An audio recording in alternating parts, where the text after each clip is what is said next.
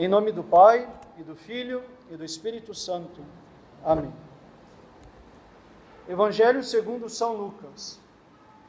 Naquele tempo, tomou Jesus à parte os 12 e disse-lhes: Eis que vamos para Jerusalém, e será cumprido tudo o que está escrito pelos profetas acerca do Filho do Homem. Pois será entregue aos gentios, e será escarnecido, e açoitado, e cuspido. E depois de o açoitarem, o matarão, mas ele ressuscitará ao terceiro dia. Mas eles, os discípulos, nada disso compreenderam. Esta linguagem era para eles sem sentido, nem percebiam coisa alguma do que lhes dizia. Ora, sucedeu que, aproximando-se ele de Jericó, estava sentado à borda da estrada um cego, pedindo esmola. E ouvindo a turba que passava, perguntou o que era aquilo. E disseram-lhe que era Jesus Nazareno que passava. Ele então clamou, dizendo: Jesus, filho de Davi, tem piedade de mim.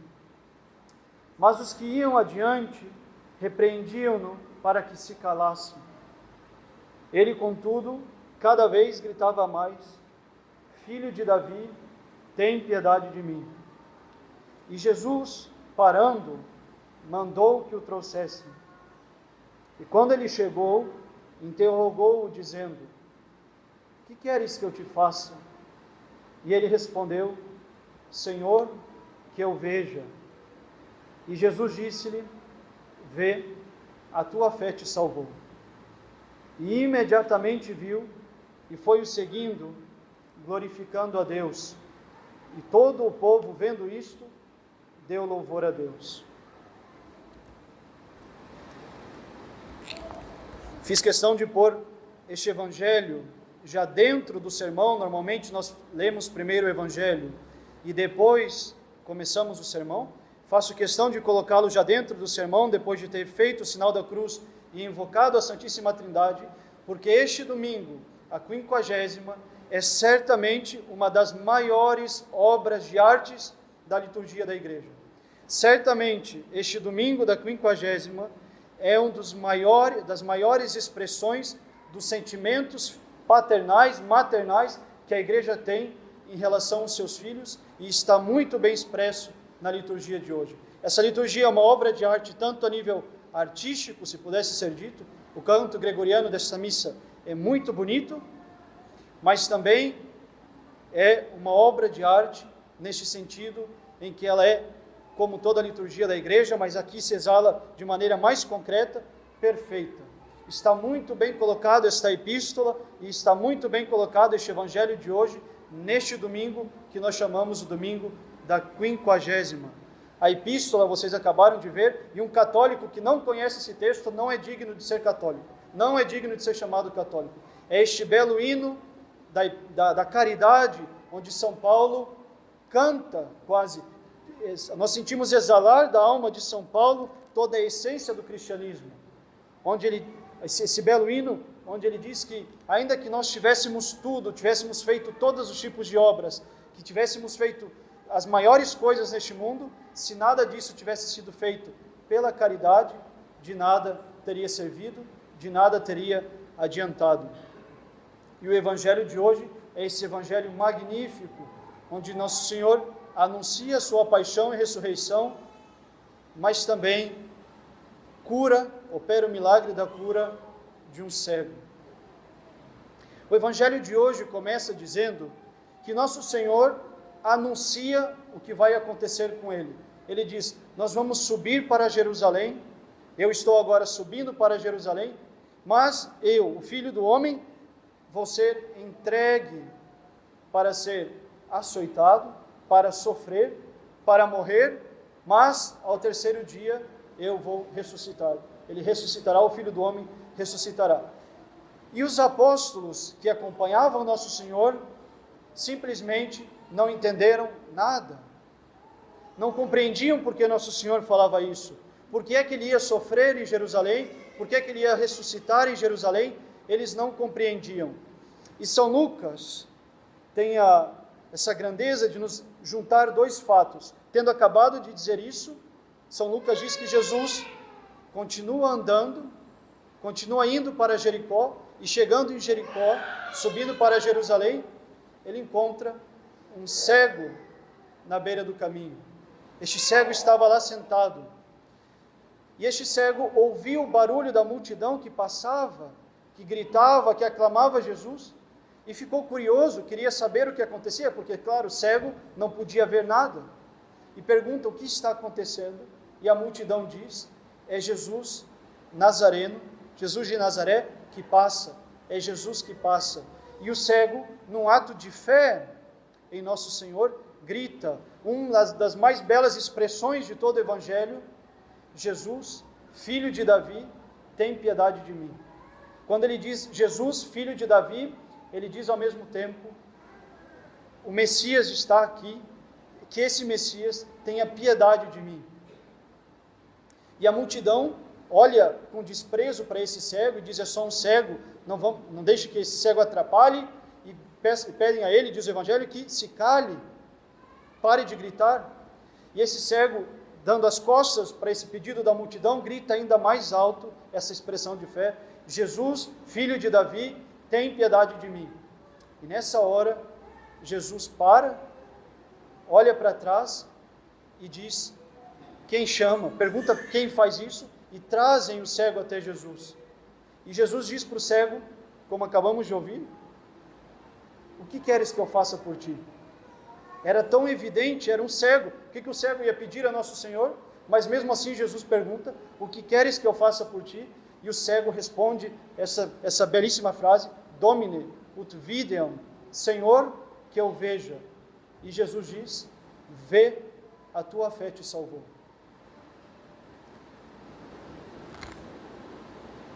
Esse cego representa a multidão dos homens que caiu depois do pecado original nas trevas do pecado e que ficou como que sentada à beira do caminho, mendigando amores deste mundo, mendigando as coisas deste tempo, colocando o coração neste mundo, se prendendo às coisas deste mundo, esquecendo de Deus, se apegando a si e se apegando às criaturas. Este cego representa toda essa multidão de homens que viveu antes de nosso Senhor Jesus Cristo e representa cada um de nós que, parados à beira do caminho por causa dos nossos pecados, deixamos de caminhar para Jerusalém, que é a imagem da cidade santa, que é a imagem do céu, e paramos lá em Jericó, e nos paramos então nos nossos pecados e deixamos de caminhar em direção ao céu, em direção a Jerusalém celeste. Esta é a imagem do cego, que é na verdade cego, não tanto pelos olhos, mas cego por causa dos pecados, porque colocou-se na escuridão deste mundo, que é a escuridão do lugar onde Deus não está. E esse cego grita desse caminho, grita do meio da sua miséria, grita 2 vezes se for preciso, Jesus, filho de Davi, ou seja, tu que és o Messias, se Jesus é o Messias, a humanidade grita a Nosso Senhor, salva-me, tem piedade de mim. E assim como esse cego, no Evangelho, a multidão dos homens fiéis a Deus durante os séculos ia gritando, Jesus, filho de Davi, tem piedade de mim, salva-me do meu pecado. E cada um de nós deve olhar para este cego e reconhecer-se nele. Cada um de nós deve querer, a partir de hoje, gritar forte, Jesus, filho de Davi, tem piedade de mim. Para que Jesus ele mesmo se torne para nós, olhe para cada um de nós e nos faça aquela pergunta que é óbvia: o que queres que eu faça por ti? Deus sabe o que nós precisamos, Deus sabe quais são os nossos pecados, Deus é onisciente, Ele sabe de tudo, Deus sabe do que necessitamos, Deus sabe quais são as nossas misérias, Deus sabe quais são as nossas fraquezas, Ele sabe quais são os nossos maiores pecados, Ele sabe onde é que nós caímos todo o tempo, a quais pecados nós voltamos como cachorros que voltam para os seus vômitos. Deus sabe de tudo isto. Mas Ele só espera uma coisa, como Ele esperava desse cego: que nós peçamos aquilo que é óbvio, que nós digamos a Deus: eu preciso ser curado deste pecado, eu preciso ser curado desta cegueira, eu preciso abandonar isso. e Jesus, filho de Davi, tem piedade de mim, cura a minha cegueira, cura aquilo que é evidente, que o Senhor sabe que é o meu defeito, que o Senhor sabe que é o meu pecado, mas cura-me. É isso que nosso Senhor espera, e é isto que este cego deve representar para nós, que nós digamos a Deus aquilo que é evidente, é isso que Deus espera. E a sabedoria da igreja põe este evangelho no último domingo que precede a quaresma. Quarta-feira que vem vai começar a quaresma, quarta-feira que vem vai começar, se Deus quiser, para cada um de nós, o tempo de conversão definitiva da nossa vida, onde nós vamos de uma vez por todas dizer não ao pecado, não a esta vida que nos afasta do caminho de Deus, que nos impede de subir a Jerusalém e nos estanca em Jericó, ou seja, no nosso pecado, como este cego, e nos faz começar uma vida definitiva com Deus, que nós já ganhamos no dia do nosso batismo e que o pecado sem cessar tem nos feito perder. A igreja põe este evangelho para que a nossa quaresma seja um grito e que a partir de quarta-feira nós possamos dizer durante 40 dias, Senhor Jesus, filho de Davi, tem piedade de mim, cura-me daquilo que é evidente na minha vida, daquilo que em mim é miséria evidente. Mas a igreja nos diz, hoje ensinando, façamos esse ato de fé e digamos a Deus a partir da quarta-feira que vem, qual é o nosso pecado, qual é a nossa miséria, e lutemos durante 40 dias contra esse pecado, durante 40 dias contra as nossas misérias. É isto que a igreja espera. E ela tem essa sabedoria ainda mais sublime de colocar esta bela epístola na missa de hoje, quando São Paulo diz: ainda que eu faça tudo, se eu não tiver a caridade, eu não sou nada. E é isto o sentido da nossa penitência que vai começar nessa quaresma. É esse o sentido desse grito que deve emanar do nosso coração e dizer: Jesus, filho de Davi, tem piedade de mim, cura-me do meu pecado. Se nós não fizermos nada por caridade, se nós fizermos tudo o que fizermos nessa quaresma, mas não for por caridade, para amar mais a Deus, para separar-me do apego desordenado das criaturas e amar corretamente o meu próximo e amar corretamente a mim mesmo, desapegando daquilo que me impede de amar a Deus, ou seja, simplesmente fazendo jejum, se desapegando de mim, oração, me apegando mais a Deus, e esmola, aprendendo a apegar corretamente ao próximo e não de maneira desordenada. Se nós fizermos tudo isso, movidos por esse ato de caridade, então a nossa penitência vai ter fruto. Então nós vamos chegar na Sexta-feira Santa completamente purificados, no Sábado Santo, completamente homens novos na Vigília de Páscoa e mais participantes da vida eterna que Deus quer nos dar no Domingo de Páscoa. Mas, se do contrário, nós fizermos jejum, podemos deixar de comer tudo durante a quaresma, podemos deixar de fazer o que quisermos durante a quaresma, podemos falar a língua dos anjos, podemos dar o nosso corpo para ser queimado às chamas, podemos profetizar, mas se nós não fizermos nada disso, por caridade, na caridade, ou seja, no amor de Deus, no correto amor a mim e ao próximo, de nada vai ter servido. Então, a igreja não quer nada mais, nada menos hoje do que nos dizer: peçamos a Deus a graça de ser curado dos nossos pecados, que este é o intuito da quarta-feira que vai começar, ser curado dos nossos pecados por meio da penitência, mas que façamos tudo isso movidos pela caridade, que façamos tudo isso por um motivo sobrenatural, que é o amor de Deus, o amor ao próximo e o amor a mim mesmo, porque este é o mandamento da lei de Deus: amar a Deus sobre todas as coisas e ao próximo como a si mesmo. Essa quaresma está aqui para corrigir tudo isso em nós e precisa ser movida pela caridade. A nossa penitência, mais uma vez, não terá fruto nenhum, não será absolutamente nada se ela for simplesmente uma penitência. Se ela for simplesmente jejum, se ela for simplesmente oração, São Paulo diz: ainda que eu tenha toda a fé, se eu não tiver caridade, não serve para nada. Podem conhecer o corpo inteiro da doutrina da igreja, podem invocar todos os santos do céu, podem fazer o que quiser, mas se não tiver caridade, não serve para absolutamente nada. Se não houver amor a Deus, essa quaresma não vai ter servido para nada. E nós não temos mais tempo, meus caros, para perder mais uma quaresma. Nós não temos mais tempo na nossa vida para perder mais um momento de conversão. Porque, como diz Santo Agostinho, eu temo a graça que passa e que não repassa. Pode ser a última quaresma da nossa vida.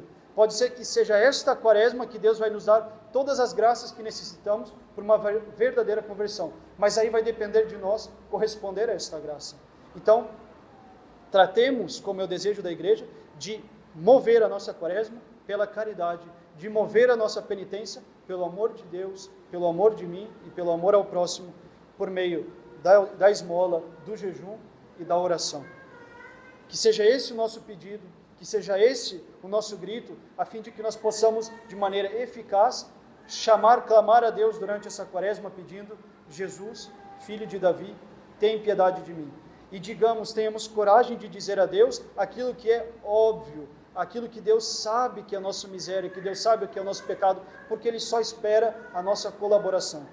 Que seja esse o motor da nossa quaresma, que seja essa a luta da nossa quaresma, e que assim nós possamos realmente colher com fruto uma verdadeira e santa penitência que nos fará viver mais e melhor esta vida nova que Deus quer nos dar por sua paixão, morte e ressurreição, lá no tríduo pascal, anunciando na realidade aquilo que Nosso Senhor anuncia no Evangelho de hoje.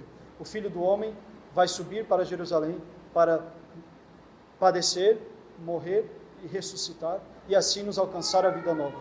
Que seja então este o motor, mais uma vez, da nossa quaresma, o amor de Deus, o amor ao próximo e o amor a mim mesmo, tudo isto movido pelo desejo de purificar em mim os meus pecados por uma verdadeira e eficaz penitência. Em nome do Pai, e do Filho e do Espírito Santo. Amém.